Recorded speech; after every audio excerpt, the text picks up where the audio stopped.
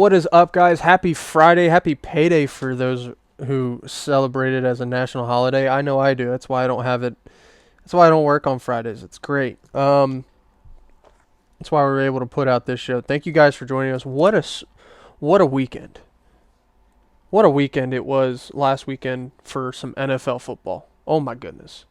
I think one of the greatest weekends I have ever been able to watch of playoff football. Now, I am saying that with an asterisk next to it because my team lost. Our team lost, actually. I got my man Chance here. We are cheeseheads through and through, die hard, for lifers. If we have kids, passing it down to them. We'll ride or die for that team. Do not care. Was a hard Saturday night a week ago. So,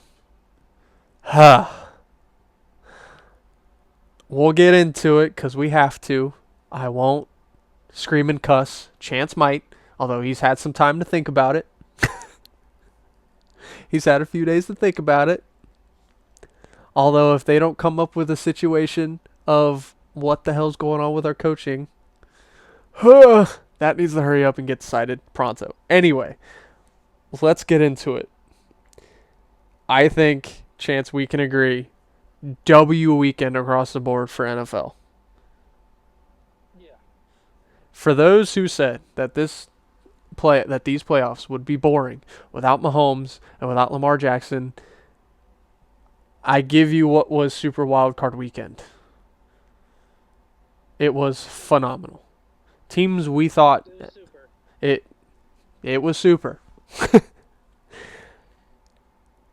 In the game that happened in Charlotte, North Carolina, potentially my future home in 2026, I'm hoping, either that or Arizona, was immaculate. For those who said Carolina did not belong in that game, you'd have been right in the first half. But the second half, oh my gosh, was that the Carolina team? We all were like, hey, this team could make a run. And they almost did. Chance, before I break my kind of stuff down, what did you notice in this game? What did you see? What did you like? What did you not like? Break it down for me. I think Carolina has some. Well, it's already come out. They are picking up Bryce Young's fifth-year option. They are, yep. It's not a very good quarterback class this year, so I think you're smart too. I think it's only somewhere maybe in the 30s, which is fine for him. Um, but I mean, they've done it all year. They kind of just never go away. And they're in a lot of games this year that they had no right being in. I think Dave Canales has cemented himself as a really good coach. I mean, to do what he did with Bryce Young this year, I mean, he was benched last year and thought about doing it again this year. So, now, the way the Rams played towards the end of the game, if you have somebody that's better than Bryce Young with that secondary that the Rams have, they probably win that game. Yeah.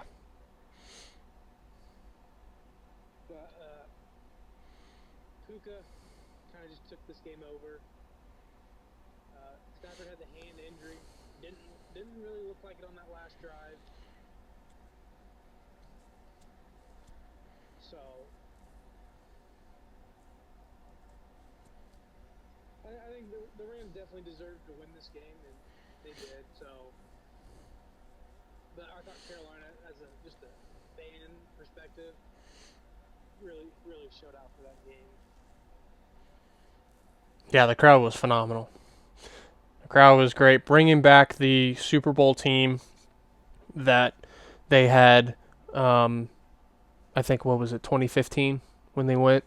Yeah, something like that. Yeah. That was really cool. Seeing his entrance again was really cool. Made it really nostalgic. I mean, what an atmosphere it was. First playoff game since 2017. Home playoff game since 2017. You could tell playoff football almost seems like it belongs in Carolina. You could tell. Like, the magic that was kind of in the air. Like, hey, I know it's the Rams. You're a 10.5 dog at home, but fuck. They were a 10.5 dog the last time they played these guys, and they pulled it off. So maybe a little bit of that magic could come back. Um, yeah, it was great. It set the tone for the weekend. I will say that. That game set the tone for what this weekend or last weekend was going to be, and it was a hell of a weekend of football. Um, it was just like, whoa. You watch that game, you watch the Bears game, you watch the 12 o'clock game, you watch the 4 o'clock game, and you're like, fuck, we still got two more of these? Like, you were just mentally exhausted from all of these games. You're like, holy shit, we got one more. All right, here we go, another one. And then you kind of sit down and you forget, like, oh shit, we got Aaron Rodgers potentially last game on Monday. Well, shit, here we go. Got to sit down and watch that. Just emotional roller coaster to 3 days. And I tell you what, having a few days off from emotional roller coasters has been very lovely. You and I have emotional roller coasters off for quite a while. um, Yeah. 4 fourth quarter lead changes. I think we had 2 games where there was 4 of those this weekend. Holy shit, that's a lot. It was clear Carolina, as much as they tried, they couldn't overcome their early first half mistakes. The muffed punt, the interception. Can't muff punts. Not in the playoffs. That can't happen. Week 1 or 2, okay, whatever. Conditions are shitty, okay, fine. It's playoffs. I don't give a fuck. Make the play, right? This is not the time. This is week 19. We should not be having these issues, especially at home. you know, Clock management was interesting late in that game, and the defense. I think the defensive coverage costed them the win. Let me explain. Clock management on defense, I think, needs to be better on all sides. Well, let me start with the coverage. Look, chat. I don't know if you're a younger person watching this, I understand. But Chance and I grew up with a quarterback by the name of Matthew Stafford that wears the number 9 for a long, long time.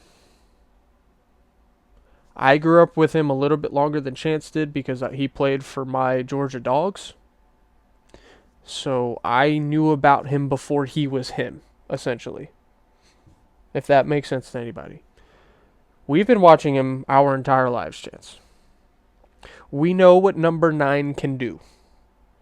And luckily, he never had a team in Detroit when he was playing there. Yes, for my younger audience, he did play in Detroit. They don't really tell you about that. Because the best years of his career have essentially been in LA. Right? So they don't tell you about the dark days of Detroit. We didn't have to deal. We had to deal with Matthew Stafford, don't get me wrong. He was a problem. But luckily, the team around him stunk. He had one guy. This team was a problem. Yeah. This team is a problem. And now Matthew Stafford is playing like a problem. Oh boy. So glad that the Detroit Lions were never a problem when he was around. If there is ever a guy where I do not give a damn if I'm up 40, if there is time on the clock, I will put my best defensive coverages out there. And there's not many guys I will do that against. But Matthew Stafford, number 9, is that fucking guy. where I don't care if the score is 40-20 with 20 seconds left. I am not giving him a shred of light. Ever. I am best defensive coverages. Stay locked in. This is Matthew fucking Stafford, who, by the way, has Puka Nacua and Devontae Adams to throw the ball to. Oh, and this tight end that no one's talking about that is just making phenomenal plays in Parkinson. Like, hello. He's emerging as a great tight end in the league. I am not changing anything for that man. I am full throttle down. Best coverages, best blitz packages I can find so that he doesn't have a chance. Or if he does come back, he has to earn every fucking inch. And I feel like after Carolina had scored that touchdown, they kind of got a little soft on the coverage because they were doing what most teams do in, okay, we can give up a field goal, we just can't give up a touchdown. So we're going to play everyone deep. We're not going to rush the quarterback. If we get a coverage sack, great. If not, whatever. We have a ton of guys downfield. Time's going to run out, whatever. Well, I think they might have forgotten who was the quarterback of the team, of the Los Angeles Rams. And while he might have not been playing great, he can still go out there in crunch time and dial it up. That is what makes the great quarterbacks of this game so fucking great. And that is what he did. I blame the defensive coordinator for that. Now, obviously, you can blame the guys on the field, but just go watch the tape. It looked like prevent defense the entire way down there. It really did. For the most part. And this is where clock management comes down into it. You get to the 20 or the 15-yard line, call timeouts. You had 3 of them. He did not call one timeout until that final drive. Call one. Give your player another 20 seconds. They're not in a hurry. The Rams are going to score and leave no time for you to go down the field. All you need is a field goal to tie.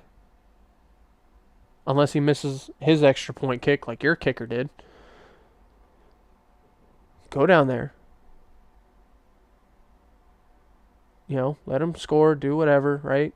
Come back down the field, tie the game, maybe go for the end zone once or twice, who knows. But give your quarterback, your new young quarterback who is starting to build confidence in his ability, had the hot hand in that fourth quarter, I think we can agree, Chance, had the hot hand, was making good decisions, was getting the ball to the guys he needed to get to. Give him more time. The drop on fourth down by the rookie did kill him, obviously. Gotta have that. In that situation, I think he's going to learn over time with experience. Just go down and body that football. Chance, I don't know how you felt about it. I probably, obviously in the moment, you're thinking about, hey, if I get this ball, I'm turning upfield. I'm getting, yeah. Yeah, I'm going to take this. Yeah, I'm going to save time. And it's going to be one of those catches where it's like, oh, man, that's a key catch that no one's really going to talk about. Unless it's like the key guys. Instead, it's a drop ball that ended the season. In that scenario, I think you had like 45 seconds left or something like that. Go down. Body that ball. Slide into it. You had a good angle to do it. Haul it in. Let him kind of touch you. The defender was right there behind him, so he would have gone down, made, down by contact action. Get right back up, run to the line of scrimmage, give the ball to the ref, boom, spike, and we're still dancing. Right? One of those things that I think also plagued Carolina was lack of experience. They did have a couple guys. I think one of their maybe defensive linemen or offensive linemen had won 2 Super Bowls with Kansas City. So he had some hardware already, but across the board, not a lot of experience. But still, I think a great showing. Rams did what they needed to do on the road. We'll see what they do this weekend. Now, on to the game that neither of us want to talk about, but we have to get into anyway. This is not going to be easy. Let's do this. Bears scored 25 points in the fourth quarter for another comeback win against Green Bay. I think this game was more about the Packers than the Bears. Jordan Love was sensational. I think his second best playoff game, next to the one he had against Dallas. I think the one against Dallas was amazing, sensational. 4 touchdowns in this game from Jordan. It was sensational. So the Packers were up 21-3 at halftime. And essentially this is kind of what happened from there. The run game disappeared. I don't know what happened in that second half. They went from getting 4 or 5, maybe 6 or 7 rush yards per carry chance to 1 or 2, maybe. I think in the second half they averaged a half a yard per carry when they ran it. Yeah, it wasn't good. That's not good. At that point, the clock becomes your biggest enemy because you can't control the football. Our O-line had no answer for the blitz packages the Bears had thrown in that second half. I don't know what happened. It wasn't anything that we didn't see in the previous 2 games. I don't think they had shown us anything new. It's just we couldn't stop them. O-line, I ran out of gas or something. Something happened. Weren't picking up the blitzes. Guys were missing jobs and players that they were supposed to block. Nothing was getting on. Defense was getting beat by the simplest of plays. John Gruden said it best. That last touchdown that the Bears scored was a high school play. And Carrington Valentine ate it all up completely. And the entire team ate it up all completely. And got beat. And you go back and look at the tape, it was just simple plays that they were just getting beat. I don't know. And then, obviously, I think the biggest reason in my eyes why we didn't win this game, if you want to win championships, I cannot stress this enough. Defense wins you championships. But you know what wins you games to get to the championship? Fucking kickers. I don't know what happened to Brandon McManus, but oh my God. Yeah, this is special teams in general.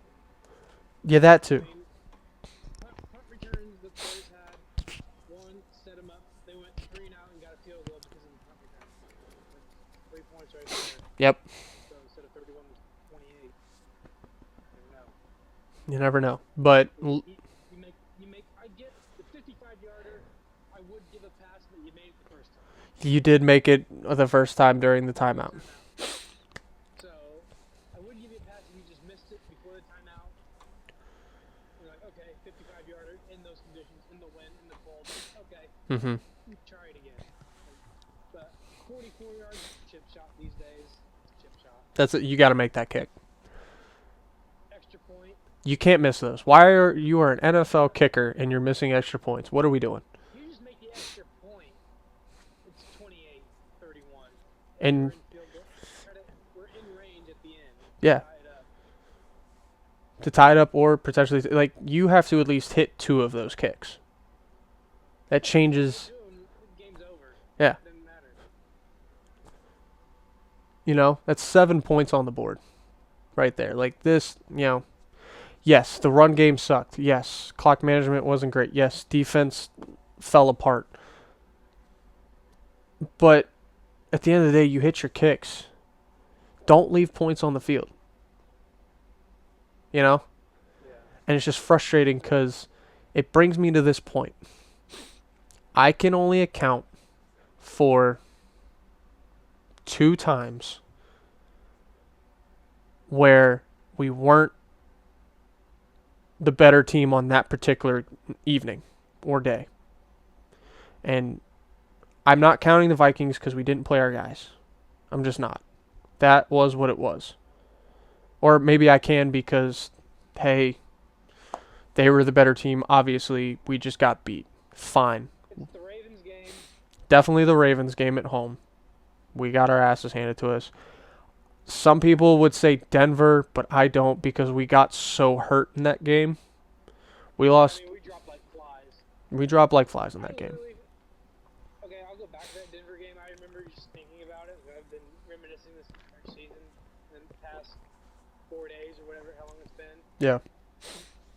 That 3 and out you got on Denver out of halftime. It's 23-14. You're up 9. First play of the drive.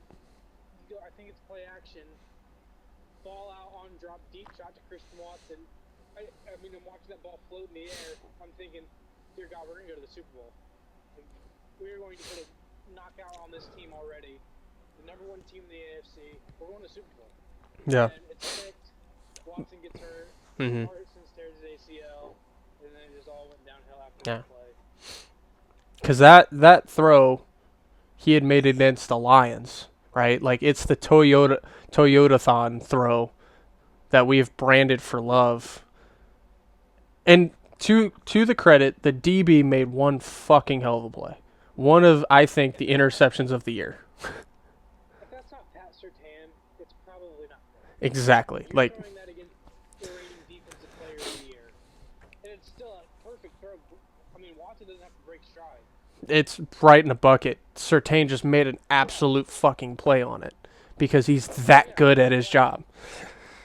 Yeah, that's why he's defensive player of the year.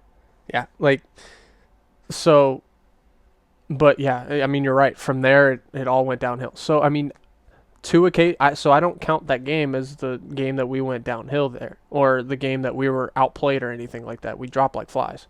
You lose your best players. I mean, the morale was never there. Yeah. So, 2 games out of, 18? We were not the better team, or at least didn't play like it. Like, that's the frustrating part as a Packers fan. It's not the losing. Okay? Teams lose. It happens. It's that you're the better team. You know you have what it takes to beat that other team. You were in a position to beat that other team, and you lost. And you found a way to blow it. They didn't take it from you. You blew it. Yeah. That is a very difficult place to be as a fan. Because this team should have been the number 1 overall seed. It runs through Green Bay until we go to San Fran and play in that nice weather in February. It should have been, this is the team to beat. They're the clear favorites, whatever. And for some odd reason, I don't know what it is, whether it's coaching, it's the players, it's just the Green Bay curse. We get in our own way and don't get it done. I don't understand it. It's the weirdest thing. I hope it stops. For fuck's sake. But I read a tweet and it just resonated so well with where we are as Packers fans. It was literally at halftime. It was, you know how bad it is when an entire fan base is sitting up by 18 points at halftime and everyone is scared to death. It just summed it up perfectly. It was. It was such an uneasy feeling. You're up 21-3. He misses the field goal. You're like, okay, obviously doesn't hurt us now, but you know, as long as they come out on offense and they keep doing what they've been doing, we'll see. Because the Bears are gonna come out hot. But we're up 18, so if we can kind of manage it, we'll be okay. But you still had this just uneasy feeling, like, man, this just, this just has a feeling to it that you just feel just like, man, something's weird. And sure enough, gonna be interesting to see what this offseason looks like. If the Packers could hurry the fuck up and make a decision, that would be great because it is now Friday at 8 a.m. and they said they were doing a deal on Tuesday at 12 p.m. So I'm waiting for said decision. The league is essentially waiting for said decision because no one's really doing any interviews or taking any jobs until the league is kind of waiting on us. I didn't know we had that much pull in the NFL. But Well, that Floor becomes the biggest coaching name in the cycle. yeah. So teams and coaches looking for jobs on teams are currently awaiting the decision of what's going to happen in Green Bay, which is kind of epic, if you ask me. Kind of tells you what the Green Bay Packers mean to the NFL. But what is your quick little take? I know you could rant on them all day. I'm sure you did for the past 4 or 5 days, but what are your kind of thoughts on this Friday morning? Something within the organization needs to change. I'm not. Maybe it's personnel. I don't know. I think there needs to be, especially towards the NFC North. 'Cause, I mean, you've won it so much, and now it's kind of changed since then. But there needs to be some like a fuck you type of attitude towards all these other teams. Mm-hmm. Because I mean, obviously the Bears have it, and if you're gonna let Keyshawn talk the talk, you better be able to walk the walk.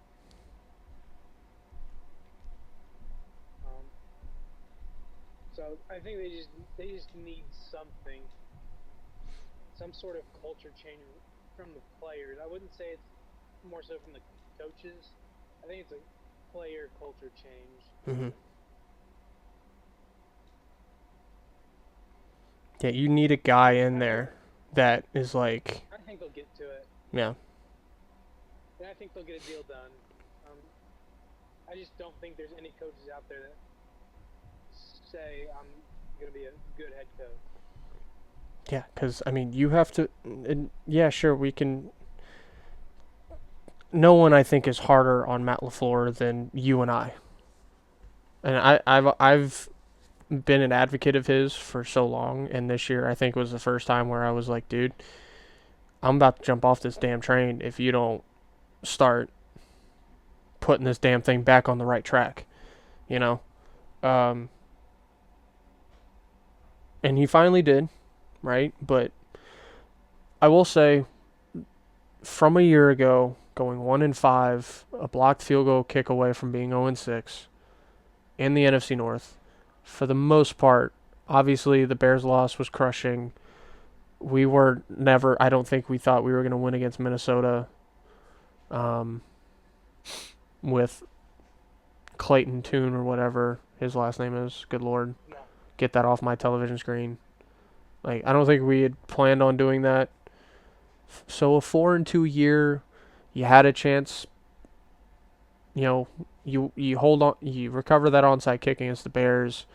You're 5-0. You're probably playing your starters for the North to get that home field against the Vikings. So I think we could have won with our starters. So you're potentially looking at a 6-0. Obviously, a better year. That was a big answered question. But another answered question was just like, can we have that momentum? I think next year is we got to go for the division. The Lions, I don't think, are getting better. I really don't. I don't think if they get Mike McDaniel as their OC, they might. 100 times better. Yeah, just right now on paper, I don't think the Lions are going to get any better. Right? The Bears, I'm sorry, they're not better than the Packers. They're not.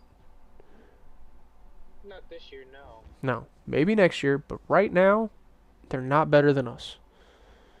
You escape. They had a lot of things go their way. Exactly. This year as a whole. Yes. That won't always happen. That won't always be there for you. And if you're not going to improve as a team, they're in for a world of trouble. I don't think the Vikings are going to get any better with the quarterback they have. I just don't. Yeah. Next year, obviously, depending on where we're at with team, coaching, all that stuff, that feels like if we don't win the division,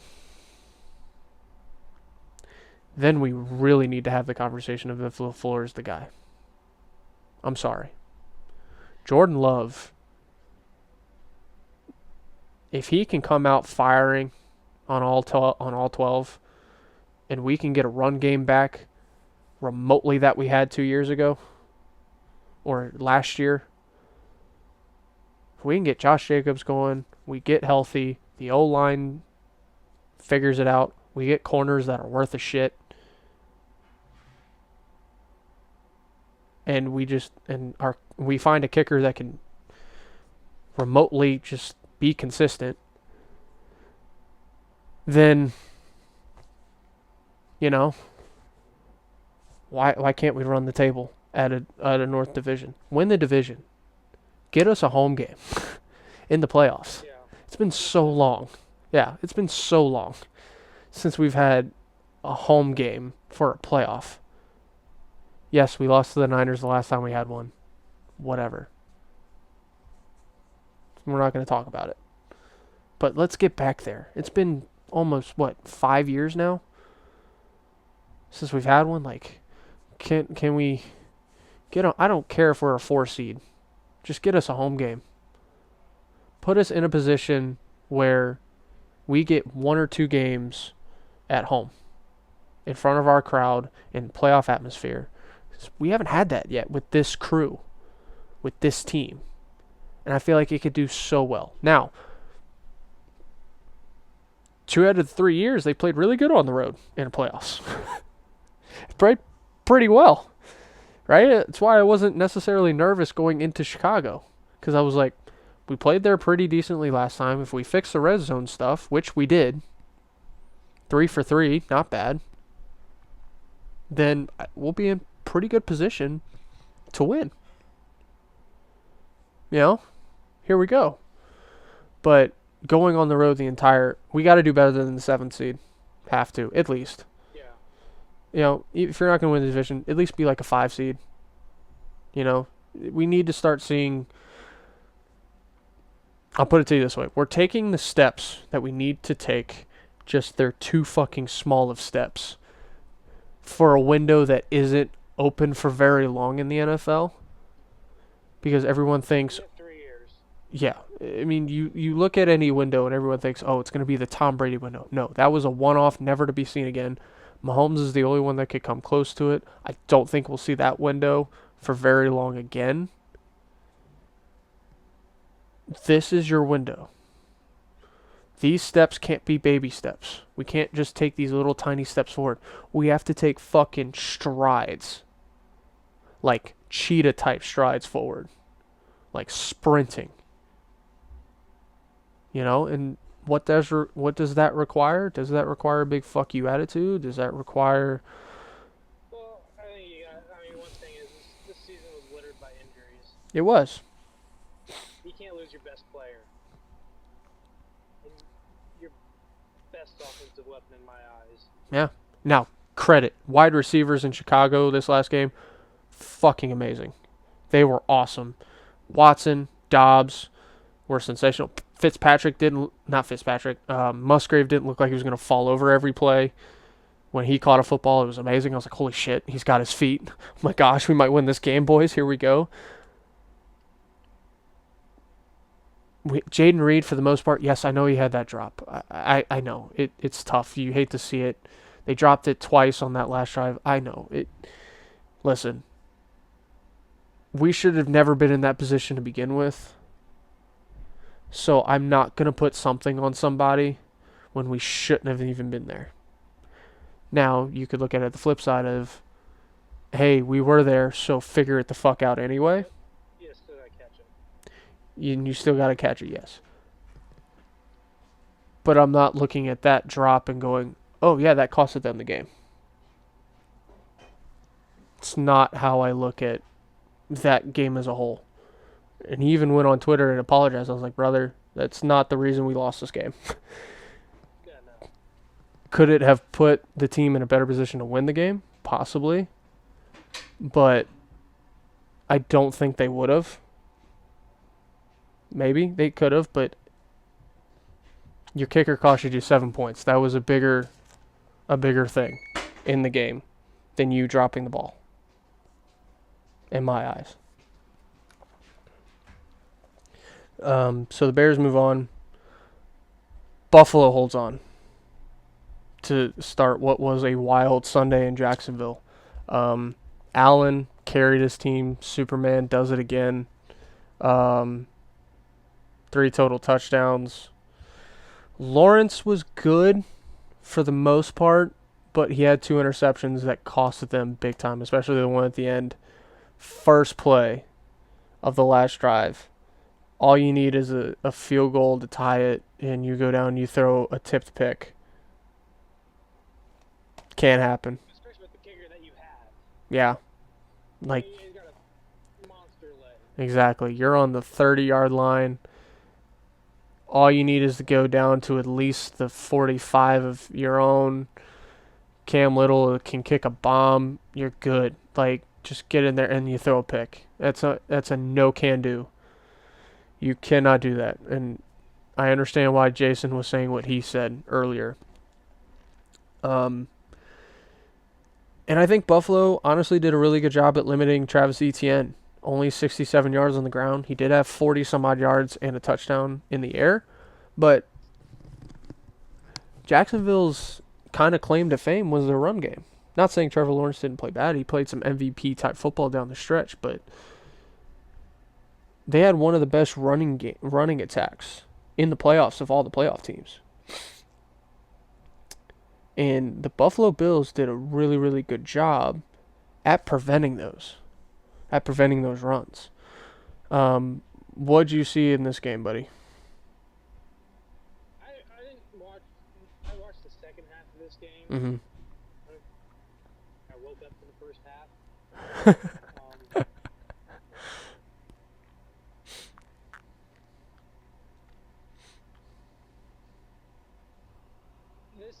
This has to be the year that Josh Allen at least makes it to the Super Bowl. Mm-hmm. I mean, you are the best quarterback in the AFC in the playoffs right now.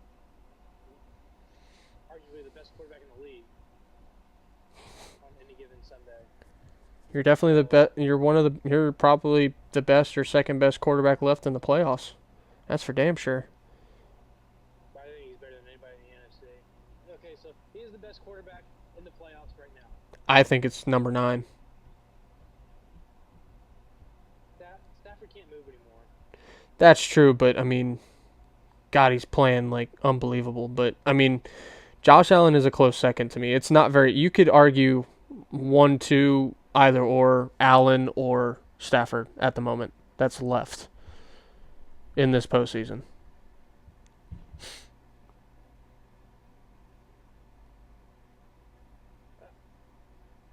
I think this might be like the stealing for Trevor. Okay.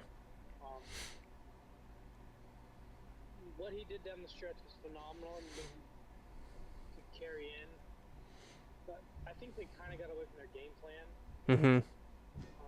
They kept trying to throw it way too much, and it didn't look like Trevor even like he was kind of off today or off on Sunday. Yeah. They just kept trying to get him going when they are able to run the ball extremely well. Mm-hmm. And that's kind of what helps them. I mean, it helps any quarterback to have a running game.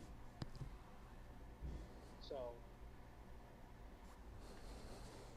yeah. I mean, this is Buffalo's opportunity to go win it all. All right. And then the other game, Sunday, Philly's offense stalls again as the 49ers score 13 in a comeback effort to win. Hello, Demarcus Robinson of the San Francisco 49ers. You're the latest kind of plug-and-play guy to succeed. 6 receptions for 111 yards and a touchdown. George Kittle, another victim of a torn Achilles. I don't know what the hell's going on over there. Niners fullback Juszczyk becoming a weapon in the pass game, question mark. I mean, I guess they don't. Always been a weapon.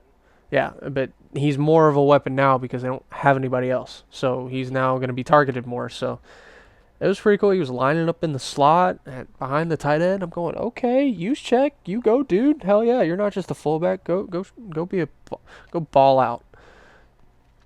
Shanahan deserves Coach of the Year. Yeah. Sorry, I know. What he's doing. Yeah. Less. I mean, it's remarkable they even got 12 wins. Yeah, like I get it. Vrabel took a 13-loss team to a 13-win season. Cool. I know Gary Payton, what he's done in Denver is awesome. He got the #1 overall seed in the entire playoffs.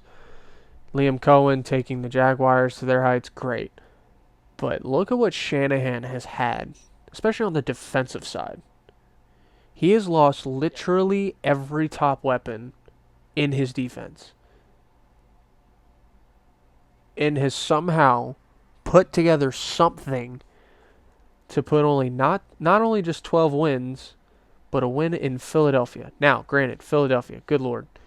Eagles, you did the minimum once again with the most. There's something going on. It can't be just play calling. There's something internally in that. Whether it's A.J. Brown or not, who knows what the problem really is. There is something going on. Yeah, and You can't have one of the best offensive rosters on paper and do this consistently in the second half of games. Yeah. It shouldn't happen. I mean, it was all year long. Great first halves, and then the second half just fell off the side of a cliff. You know? It's like you're playing Madden on, easy mode, and you turn it up to all pro in the second half because you're bored. I don't understand. And this was their fourth OC in 4 years. Yeah. So maybe that had something to do with it. I've heard a lot of things come out of Eagles camp that when they wanted to evolve the offense, they couldn't because Hurts couldn't really quite put it all together to make it effective. So they had to stick to a simple game plan. I don't know how much of that is true, but you could definitely tell they were still trying the same shit in the fourth quarter that they were trying in the first quarter. You could tell. Yeah. I don't know why Jalen doesn't run it more. I don't either. He did last year and it worked. He has such good playmaking ability. He's not a stand in the pocket and just throw it. Never has been. He wants to be because everybody says he can't. Mm-hmm. Really, who cares if they say you can't? What got you here Yeah. to the NFL? It's the playmaking ability you have outside the pocket. Yeah, and the people saying you can't do it don't have a Super Bowl ring. So why should you care? Right? The majority of them don't, or they've never played your position before. So why do you care? Now, a lot of people have put the scouting report out. When he does run out, he goes in one direction, to the right. He's doing the Cupid shuffle, but doesn't stop going to the right. So maybe that's a thing. They've contained him better, I guess, going to the right. I don't know what it is. It's a whole lot of factors of a lot of things that just aren't very good. We'll see what this offseason. They fired another offensive coordinator, so this is going to be the 5th in 5 years for Jalen. I hope Cam Newton watches, or I just want to know from him or a quarterback that has played in the NFL what the difference between one year to the next looks like with the same OC versus a different OC, and how much more difficult or how much evolution there is in the I just want to know, because I feel like 5 offensive coordinators, 5 separate seasons. Oh my God, my head would explode. Because you're having to learn 5 different offenses, essentially. So we'll see. There's an OC position open in Philly. I don't know. Patriots defense only allows 3 points. Doesn't even allow LA in the end zone and win over the Chargers. Herbert was pressured 30 of 31 pass attempts. Wow. Yeah, I mean, you can't be throwing out your 4th-string tackles and expect anything. Yeah. The team that was last in total pressures and I think second to last in sacks had 6 total sacks. The Chargers just couldn't get anything going. Kind of a game I turned off in the third quarter. It was just a defensive game for New England. They didn't play their best game, but they didn't really have to. Any thoughts on that one, bud? I mean, they fired their OC, Greg Roman. They did do that. I think the Patriots might be in trouble. Yeah, it does look like that, especially coming up. This is their first real good defense that they've played. Mm-hmm. And if it wasn't for the opposing offense sucking, the quarterback's running for his life. Yeah. Could have been in trouble, but the thing is, you get another home game. That's very true. It's hard to go play in Foxborough in January. Houston defense was just too much for Rodgers and the Steelers to go along with a 23-point fourth quarter. Christian Kirk, what a game. 8 receptions, 144 yards, and a tud. I'm not going to put this game on Aaron Rodgers. If Bobby were here, I think he would, but I'm not going to. And here's why. 5 years ago, it's kind of like Lewis Hamilton, Chance, and you'll know what I'm referencing here. Look, 5 years ago, Aaron Rodgers was Superman. Could carry any kind of a team to the playoffs and probably to a playoff win or two with his play alone, with his creativity and playmaking from whatever he was doing. He could carry a team. He could bring out the best in a team, right? In his day. And if this was his day, in his time, he would have done it Monday night. It's the same thing with Lewis Hamilton. F1, probably the greatest driver of all time. Could bring it out of a car. Could take a car that was shit and take it to another level and make it look better probably than it was, right?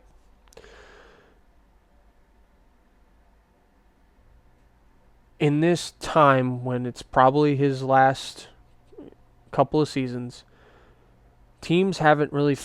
organizations haven't figured out, we need to put a team around Rodgers that brings out the best in him, because he doesn't necessarily have the ability to bring it out of everybody else, because he has to focus so much on still bringing out his best. Does that make sense? Yeah. So you can't just plug and play Rodgers on any team and go, yeah, Super Bowl contenders. No. You get Rodgers, you got to be okay. I need a couple receivers. I need a run blocking tight end. I need a good tight end. I need an offensive line that is extra sturdy. We're going to need some depth at that position so that we can keep fresh legs out there to protect Rodgers. We need a good running back duo. Whatever. They had most of that except for the receiving core. Could have been a little better. The O-line wasn't very good. Just wasn't. This, and I think it showed Monday night. Rodgers didn't have much protection. Didn't have much time for his guys to create. So he was trying to do and throw back the clock to create himself. And you could tell it just wasn't there. It just wasn't there. Give credit where credit is due. Houston's defense is fucking incredible. It is something else. They're very lucky to have won that game. If it wasn't for that defense, yeah. Yeah. Fumble it 4 times, lose 2 of them, and you throw a horrendous interception. Yeah. This was about the Houston Texans defense. Their offense was not very good for the majority of that game. It hasn't been all year. Yeah, and if it's anybody else, they probably lose that game. Maybe. If it happens this weekend, they're probably going to lose. We'll see. But I'm looking at it and I'm going, the team is just not there. And Rodgers is trying his damnedest, but the team is just not there for him. If they had a decent offensive line, Jalen Warren and Gainwell doing their thing, you had another receiver to complement DK Metcalf, you probably win that football game, or at least score more than 6 points. But the inability to bring what was left out of Rodgers and forcing him to bring it out by himself, I think is what hurt the Steelers ultimately at the end of the day. Because Aaron Rodgers showed flashes that he was like that guy, and you saw little glimpses of what Chance and I got to witness for 18 years in green and yellow. Just the magic touch and just him being the greatest quarterback to ever throw a football. The mind, the accuracy, the spin on the ball, the touch, all of it. Everything you want in a quarterback you had with Aaron. And he could carry a team past to where it probably shouldn't have gone anyway. Couldn't do that these last few years. The team had to come to him instead of him coming to the team. And 9 times out of 10, the team didn't show up for him. Or they just weren't good enough. But credit to the Texans defense. They did exactly what we thought they'd do. Exactly what they needed to do. And selfishly, I don't want the last throw of Aaron Rodgers' career to be a pick 6. Selfishly, I don't. If he wants to come play a preseason game for Green Bay, it'll be the most watched preseason game of all time. If he wants to come play four more quarters in green and yellow, put on number 12 again, dude, by all means, you're going to have a statue outside of Lambeau, jersey retired, Hall of Fame. No problem. Come retire a Packer. I do not mind that at all. I might just show up to that game, to be honest with you. Those tickets are going to be outrageous, though, if that happens. It is worth it. So, if that is it, I'm going to... So, Chance, you're going to have to go on YouTube to watch this. But I did see some TikTok videos of him, like edits of his career, like little shorts. I am going to throw maybe 1 or 2 on there. Because if this is it, we both know how special he was. Oh, yeah. We watched him for 18 years.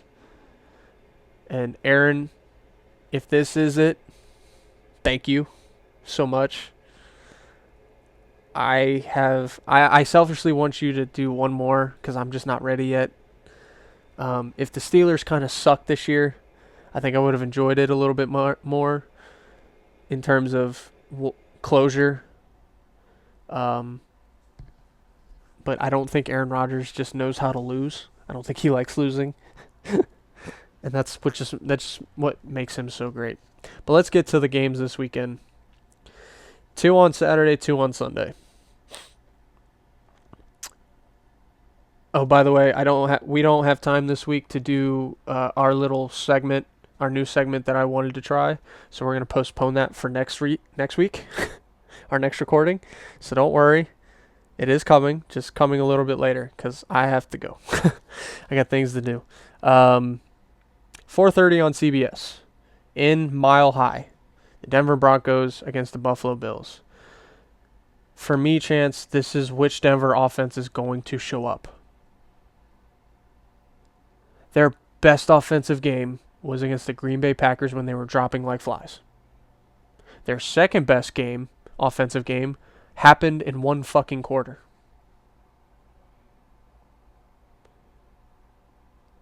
Is that going to show up? Yeah, we just don't know that. It's a one seed that we have no idea what team is showing up. Yeah. And on the other side, other than Josh Allen, Kincaid, who may not play, and Cook, is anyone else going to show up? Hey, Knox, where you been, bud? Shakir. Are we just going to go 2 receptions on 6 targets every game, or are we going to start making an impact? Hey, their first draft pick a couple years ago, Keon Coleman. When do the TikTok dances stop and your touchdown celebrations begin, brother? Why am I seeing you getting benched all the time?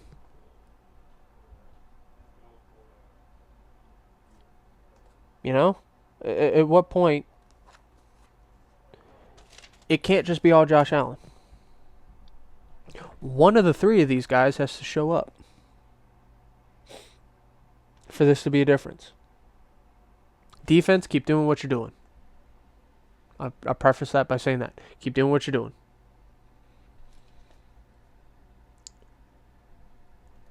I don't believe Buffalo's going to be able to get a lot of chunk plays because Denver's defense is really good at stopping the chunk play. And we already talked about Surtain and how fucking good he is. That secondary is lethal in Denver. Right? Can Buffalo be surgical and go down the field and put a bunch of plays together, 8 to 10 play drives, and go down the field consistently to get points? Chance, what's your thoughts on Buffalo in this game? Who's winning? I mean, I'm not gonna bet against Superman. I think there's gonna be a little tight in Denver. You know, that crowd's gonna be ready. Yep. Mile high. They haven't played in a while. They didn't look so hot against Trey Lance. No, they did. So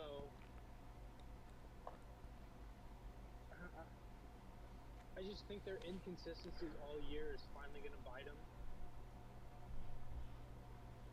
And I think it's just Josh Allen's time.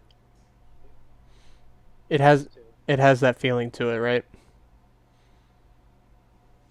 Like this has kind of been, after the rough start, this has kind of been the year of Josh Allen. On and off the field. This has like been his year, I think. You know? So this is the best chance he has. I think he knows it, everyone else knows it. So yeah, I have to agree with you. This is gonna be another great tone setter for the weekend. Hold your breath.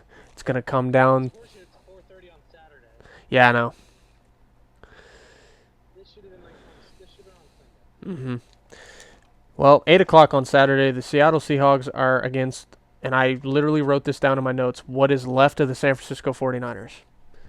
Yeah, it's unfortunate. It's very unfortunate because if they're even 2 or 3 players healthier, this is a game that I think is way more interesting than it might be. Uh, I mean, the two questions are, what's left of San Fran? Who is going to be in uniform ready to play on Sunday or on Saturday night? Like, that is the question. I guess another thing you can ask, can Darnold exercise some playoff demons? He did not play well with Minnesota last year.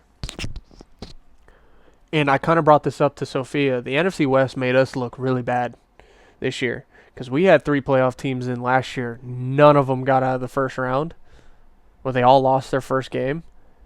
This year, all 3 are in. Yeah. That's a bad look. Can Darnold exercise some playoff demons? Didn't play well. Purdy's going to have to be sensational. He's going to have an Indy, Chicago type game.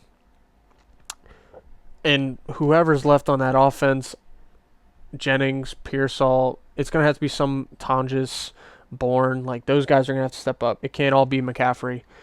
We saw what happened when it had to be. The last time they played Seattle, they only scored 3 points. Right? Got to change. Keep the game close, and obviously you got a chance. Seattle hasn't impressed me the last 3 weeks. Their offense hasn't. Yeah. I haven't. We spent 9-10 weeks talking about Jackson Smith and Jigba, and I don't think we've really mentioned his name once since, other than where has he been? You know?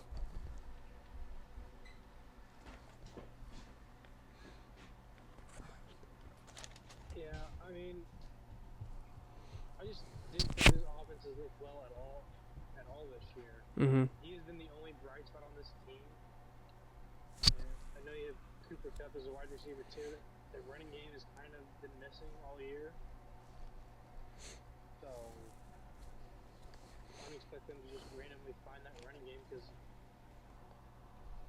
whatever San Francisco has going on within that locker room of just the next man up mentality, it's working on that defense. Yeah. Now we'll see what their offense can bring against that defense. We saw it in Week 18, and it was not pretty. I expect it to be different. You almost kind of think, like in that Week 18 game, win or lose, you're probably going to see that team again. Mm-hmm. Especially, so maybe you don't want to show them all your bag of tricks. Well, you broke out the one-trick play against Philly, and it worked. Yeah.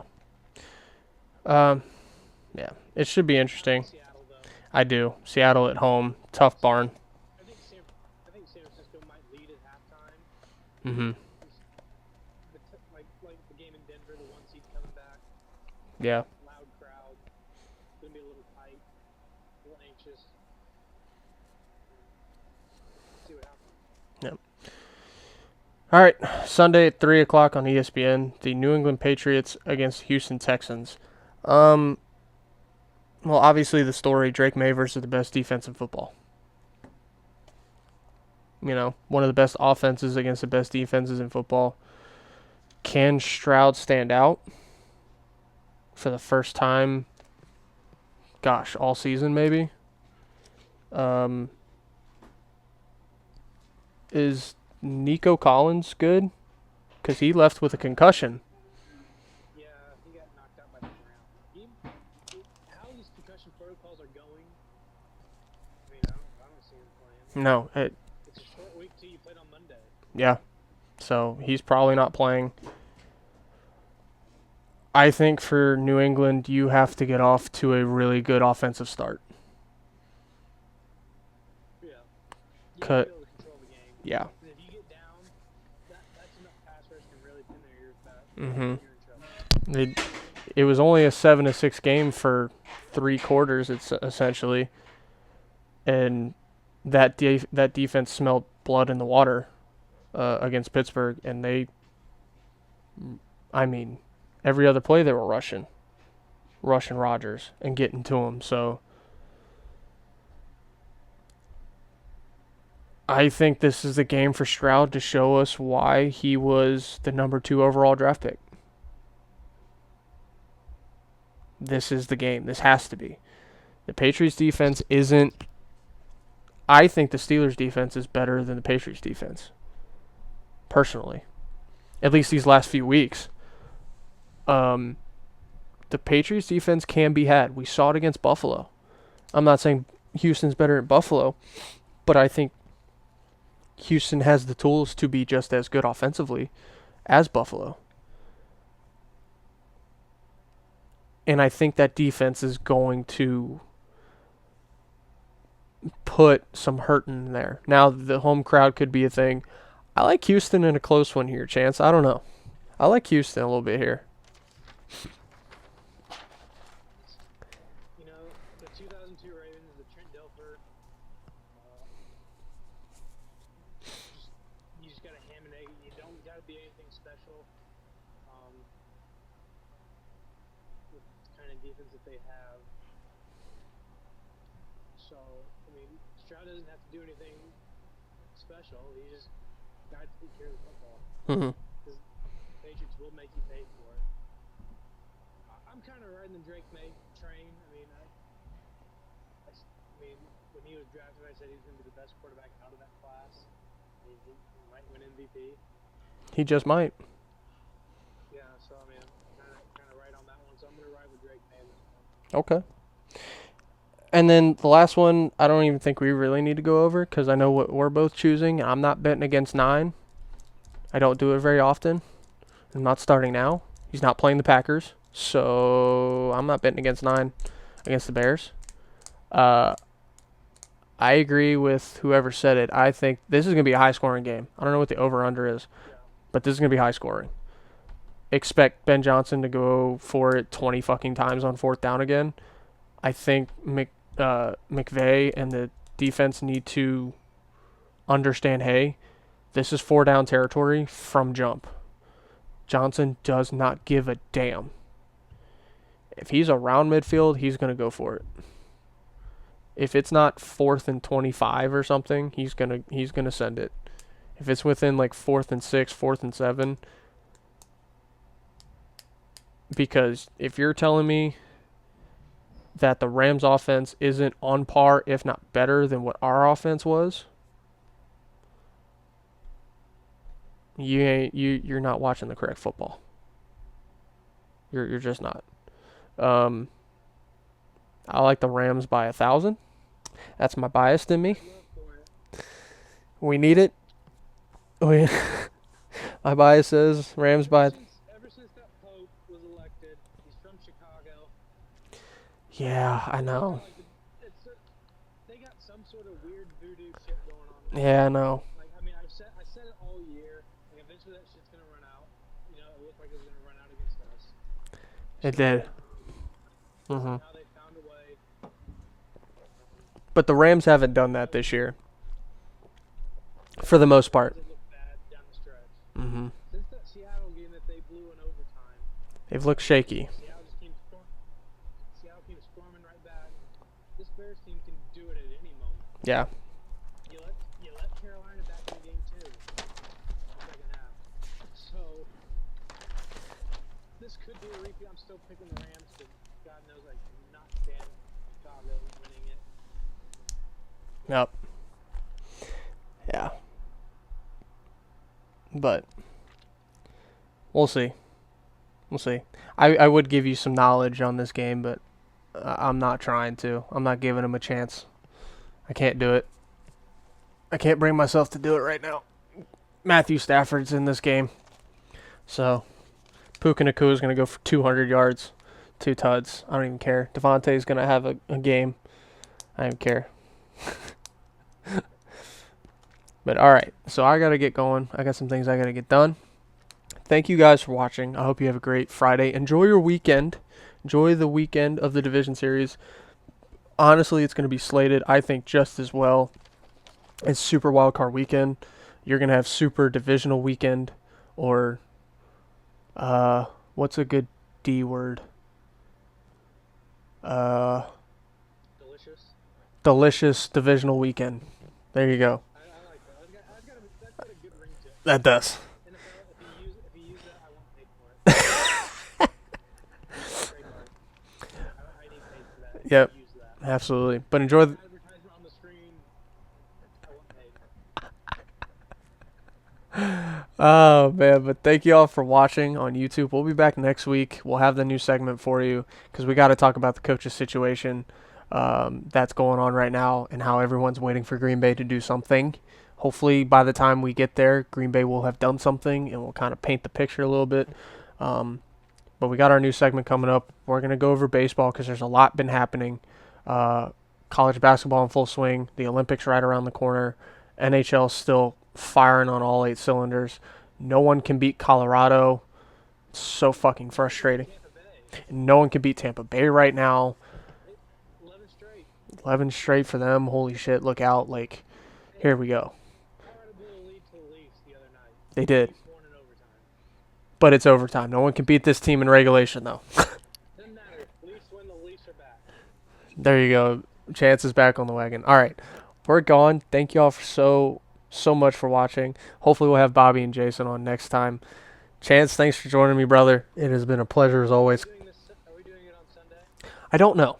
We'll have to talk to the guys. I'll plan for Sunday. I'll plan for Sunday night.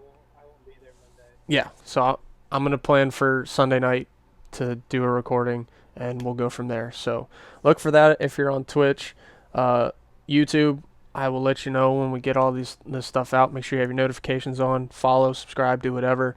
Helps us keep doing what we're doing. Yep, and we will see you next week. See you later.